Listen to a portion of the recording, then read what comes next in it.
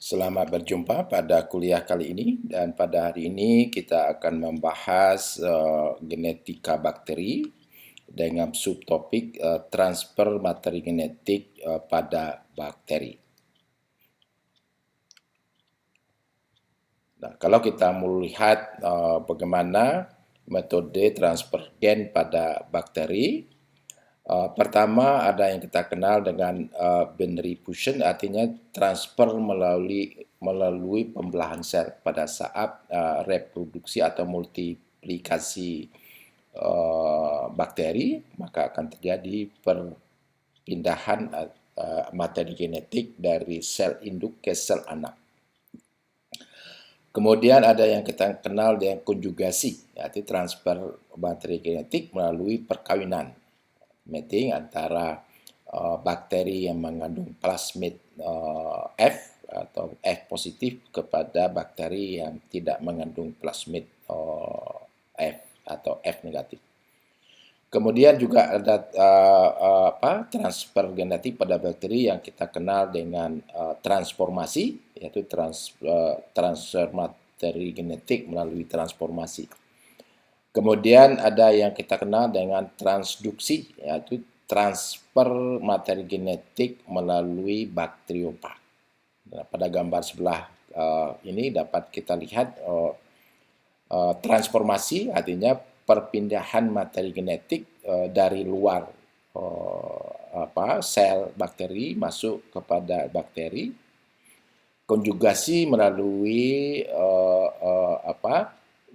perkawinan atau mating dari bakteri yang mempunyai F positif kepada F negatif.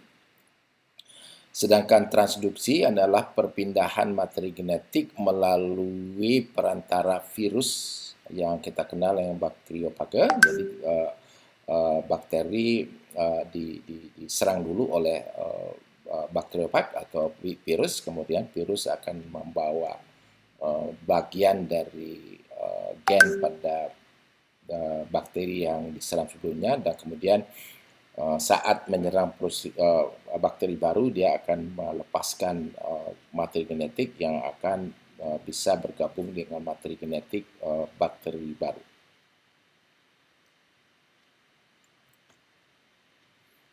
Nah, kalau kita lihat secara umum bahwa ada dua proses atau dua mekanisme transfer genetik pada bakteri. Yang pertama kita kenal dengan transfer materi genetik secara vertikal. Dan yang kedua, transfer genetik secara horizontal.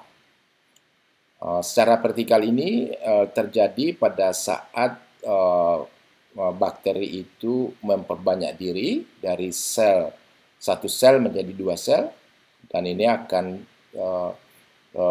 mentransfer materi genetik dari induk ke anaknya. Dalam hal ini dari sel bakteri satu ke sel hasil pembelahan, atau tadi kita kenal dengan binary pembelahan sel atau binary sel. Kemudian ada yang kita kenal dengan transfer materi genetik melalui secara horizontal atau horizontal transmission. Nah, ini terjadi pertama yang kita kenal dengan istilah transformasi. Jadi bagaimana materi genetik yang berasal dari bakteri yang terlebih dahulu mati, kemudian melepaskan DNA-nya atau materi genetik pada media tumbuh, kemudian bakteri baru bisa akan mengambil materi genetik secara langsung dari media yang dimana dia ditumbuhkan. Kemudian ada yang transduction, ini adalah perpindahan materi genetik melalui perantara virus atau bakteriophage. Sedangkan pada yang ketiga, yang horizontal ini, konjugasi, artinya materi genetik dari bakteri yang mempunyai plasmid F positif kepada bakteri yang F negatif atau tidak mempunyai plasmid fertility. Nanti dalam slide selanjutnya akan kita jelaskan satu persatu.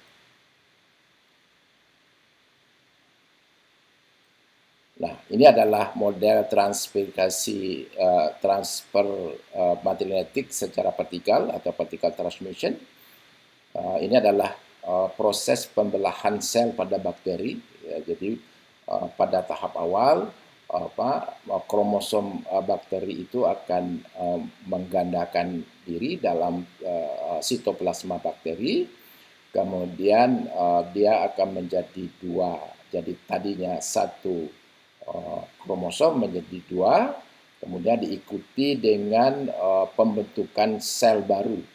Jadi untuk masing-masing mempunyai materi genetik yang berasal dari pembelahan DNA kromosom bakteri.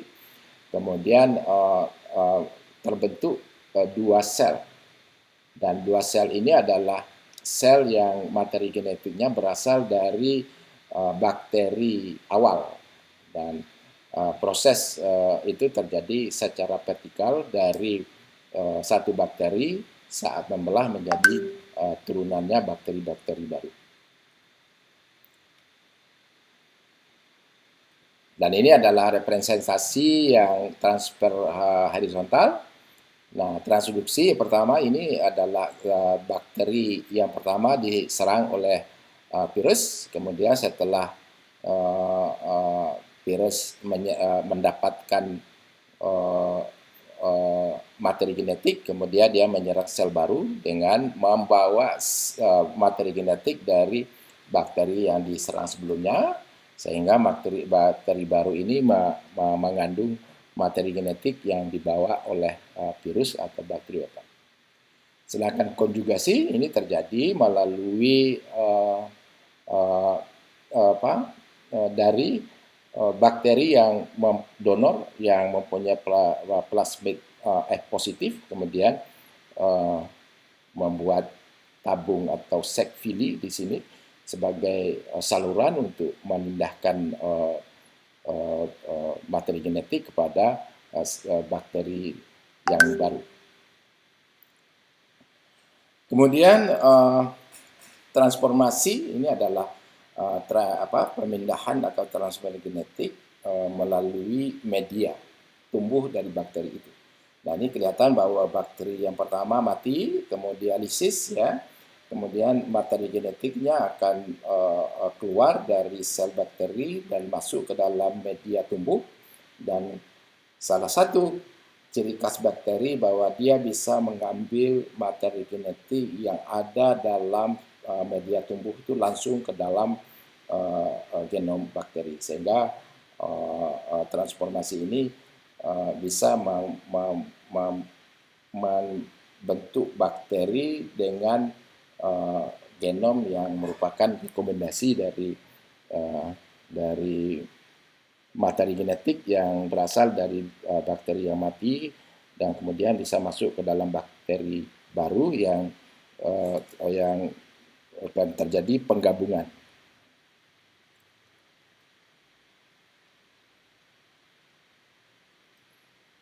Nah, ini adalah salah satu percobaan dari Griffith, ya. Jadi dia melakukan percobaan, dia menggunakan tikus, ya. Jadi tikus ada menggunakan dua strain bakteri. Pertama Diplococcus pneumoniae, strain A virulent. Strain A virulent ini strain yang tidak menimbulkan penyakit kepada tikus.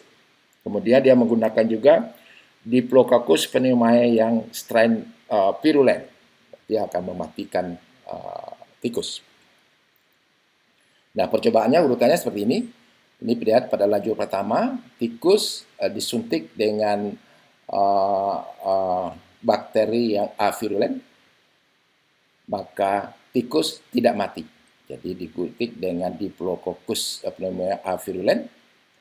Kemudian lajur kedua, tikus yang disuntik oleh Diplococcus pneumoniae virulent, tikus akan mati. Jadi mati karena dia virulent. Nah, yang ketiga,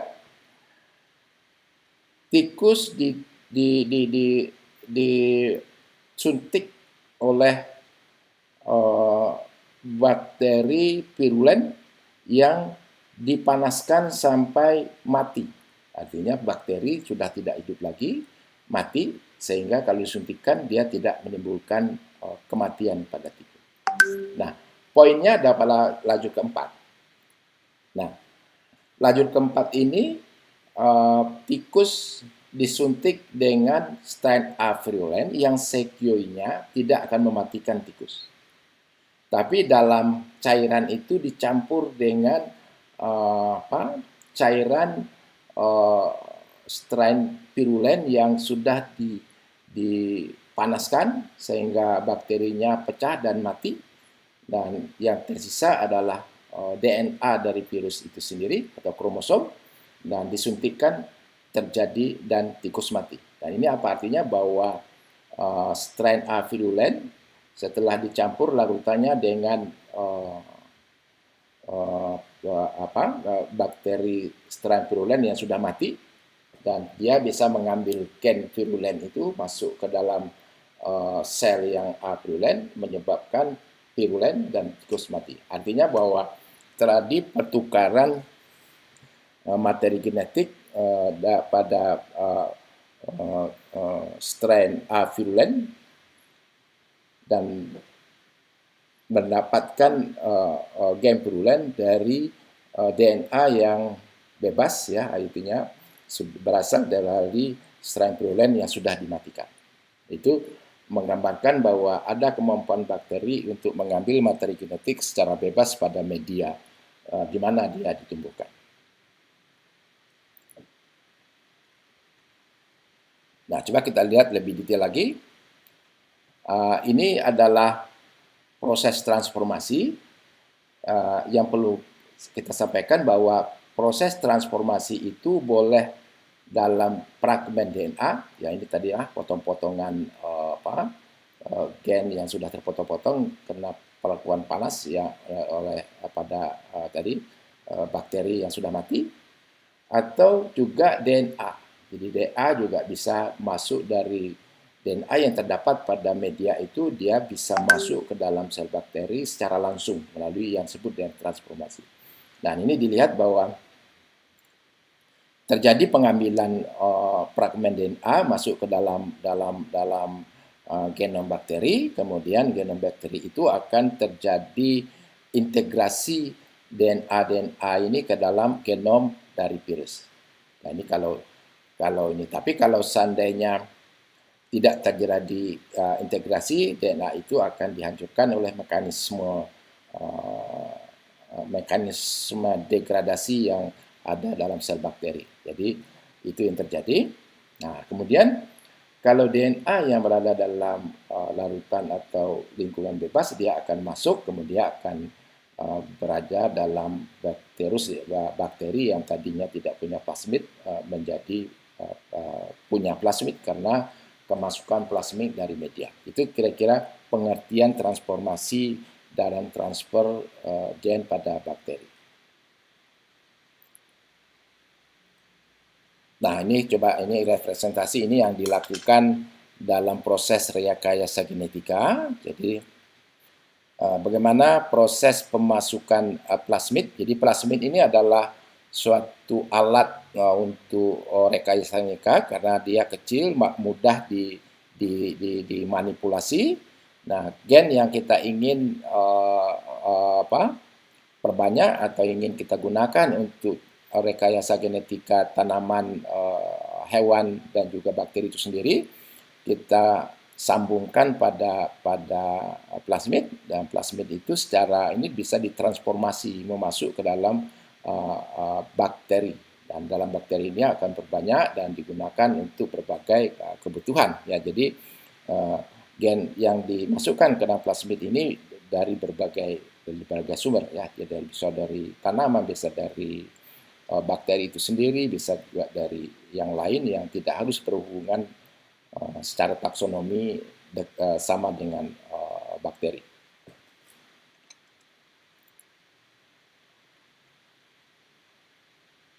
Nah, coba ini adalah aplikasi transformasi dalam bioteknologi. Dan ini kalau ini adalah bakteri yang punya plasmid, ya. Jadi plasmidnya kita keluarkan, Jadi pertama kita isolasi, kita pecahkan sel bakteri dan plasmid akan bisa kita ambil di situ. Kemudian pada plasmid ini kita masukkan gen yang kita inginkan. Gen itu bisa berasal dari mana saja, ya. Jadi bisa dari sel-sel apa saja yang bisa kita masukkan, itu bisa dari bakteri, bisa dari sel tanaman, bisa dari sel hewan, dan sel manusia, dari sel manusia juga ada. Jadi kemudian kita isolasi gen yang berasal dari berbagai sumber, kemudian gen itu kita sambungkan atau kita sambungkan dengan plasmid. Kemudian plasmid itu kita transformasi kembali ke dalam bakteri. Nah, dalam bakteri plasmid itu akan diperbanyak, ya. Jadi namanya cloning, namanya dia perbanyak. Kemudian kita bisa mengidentifikasi gen-gen yang kita perlukan. Nah, kemudian gen-gen itu kalau untuk tanaman kita bisa katakanlah gen ketahanan terhadap hama atau patogen, misalnya dia akan mendapatkan tanaman transgenik gitu, ya. Kemudian gen itu juga bisa kalau dia gen itu untuk diskomposisi toksit pada lingkungan, bisa kita membersihkan toksit pada limbah gitu, ya. Kalau gen itu mengkopikan menghasilkan protein yang berguna untuk manusia, misalnya hormon dan sebagainya, untuk mencegah stunting bisa kita gunakan untuk obat pada manusia. Kemudian bisa juga digunakan untuk berbagai kebutuhan, dan hampir semua sekarang teknologi plasmid ini sudah banyak sekali digunakan untuk rekayasa genetika, menghasilkan tanaman transgenik, hewan transgenik, bakteri transgenik, dan juga digunakan untuk terapi gen atau terapi DNA pada manusia, hewan, dan juga tanaman.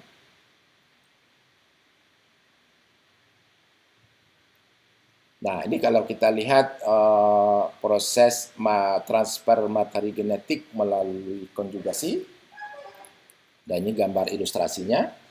Jadi transfer unilateral materi genetik antara bakteri sejenis maupun dengan jenis lain. Jadi dia konjugasi itu tidak saja dari antara bakteri, bakteri jenis lain juga, dan bahkan untuk Agrobacterium proliferation, yaitu konjugasinya antara sel bakteri ke sel tanaman.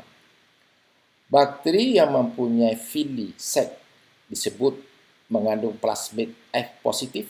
Jadi ini ada gambar ini dia bahwa ini ada F positif, ya, sebagai donor, ya. Kemudian dan melalui fili materi genetik dan sel donor F positif masuk berpindah ke sel resipien. Nah, ini adalah yang mengandung ini, dia membuat sek fili, jadi saluran, ya, saluran untuk ini. Nah, dari bakteri atau sel donor ini akan mentransfer gennya masuk ke dalam sel penerima, bakteri penerima. Kemudian DNA itu bisa bergabung dengan kromosom kalau dia fragmen DNA. Kemudian kalau dia plasmid, dia bisa menjadi plasmid pada bakteri yang tadinya tidak ada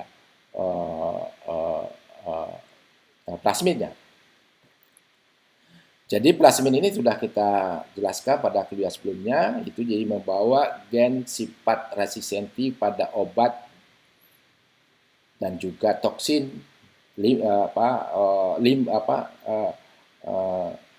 berbagai kebutuhan lain seperti tahan kekeringan dan sebagainya. Dan dalam bidang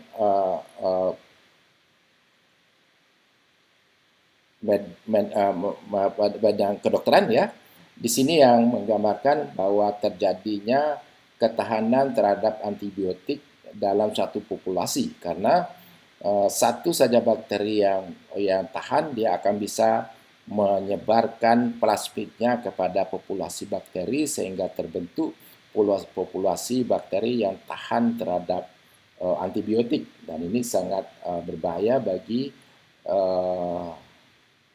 kesehatan manusia, ya, kalau bakteri penyebab penyakit sudah resistensi terhadap obat, maka kita akan menjadi kesulitan untuk menyembuhkan orang yang diserang oleh bakteri yang tahan terhadap obat-obatan.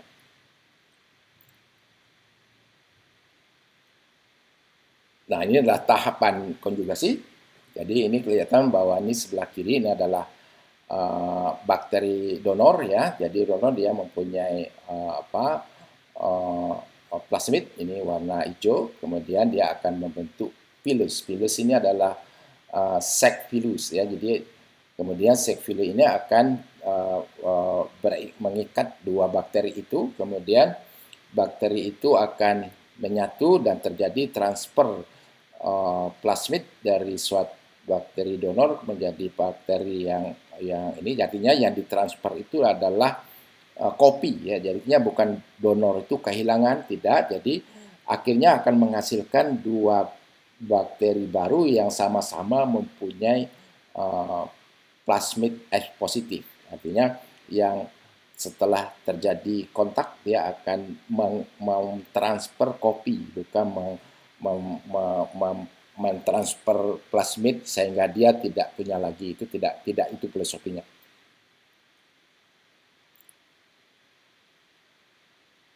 Nah, kalau kita masuk ke transduksi ya, jadi transduksi ini adalah transfer materi genetik melalui transduksi ini, perantaranya adalah virus. Jadi ada virus yang menyerang bakteri, dan virus yang bakteri itu lebih dikenal dengan istilah bakteriophage, bacteriophage kalau dalam bahasa Inggrisnya.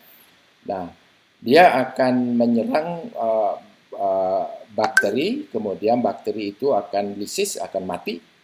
Kemudian dalam virus-virus baru yang terbentuk itu akan tergabung DNA bakteri sebelumnya. Kemudian setelah lisis, nah virus-virus baru ini akan menyerang bakteri baru dengan menyuntikkan atau melepaskan DNA virus sendiri dan juga DNA yang dibawa yang berasal dari bakteri sebelumnya, sehingga terbentuk bakteri baru yang gennya sudah gabungan dari bakteri yang dibawa oleh virus yang dibawa virus dengan ke dalam bakteri baru.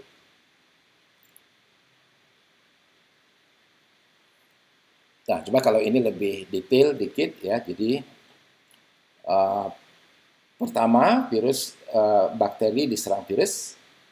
Kedua, bakteri yang diserang itu akan lisis ya, akan mati, dan sisa-sisa DNA itu akan bergabung dengan DNA virus. Kemudian DNA virus atau virus baru akan menyerang bakteri baru dengan menyuntikkan DNA virus itu sendiri dan juga DNA dari bakteri. Ini dilihat di sini bahwa sel yang menerima suntikan DNA itu akan membentuk kromosom baru yang dalam kromosom itu ada sebagian dari DNA bakteri yang mati akibat serangan virus.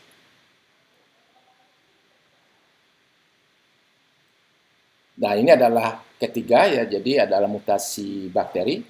Jadi bakteri itu juga bisa melakukan perubahan genetik melalui mutasi, dan mutasi itu kita kenal dengan ada delesi, itu kehilangan basa dari suatu DNA, kemudian ada insersi, penambahan, dan kemudian ada substitusi. Dan semua itu akan menjadi perubahan, merubatkan terjadinya perubahan kodon asam amino. Nah, delesi, insersi, dan substitusi ini kita kenal juga dengan frame shift mutation. Nah, coba kalau kita lihat pertama insersi. Jadi insersi di sini pada basa T dan C disisipkan basa adenin. Nah, dengan masuknya adenin akan terjadi perubahan kodon. Nah, perubahan kodon pada akibatnya perubahan susunan asam amino. Nah, coba lihat di sini setelah histidin pada DNA yang sebelum mutasi, dia akan berubah menjadi threonine, serine, dan seterusnya akibat kemasukan adenin pada basa T dan C. Demikian juga delesi. Jadi kalau suatu DNA yang kehilangan satu basa, maka dia akan mengakibatkan terjadinya perubahan asam atau nukleotida pada protein yang disintesis. Dan itu juga yang terjadi pada substitusi, karena penambahan dan pengurangan itu akan mengakibatkan forensic mutation, artinya kodonnya akan disusun ulang berdasarkan triplet nukleotida. Nah, itu saya kira kuliah singkat yang bisa kita lakukan pada hari ini. Nah, mudah-mudahan saudara bisa mengikuti, dan juga jangan lupa mencari sumber-sumber materi ini pada berbagai sumber, baik dari internet dan sebagainya. Terima kasih.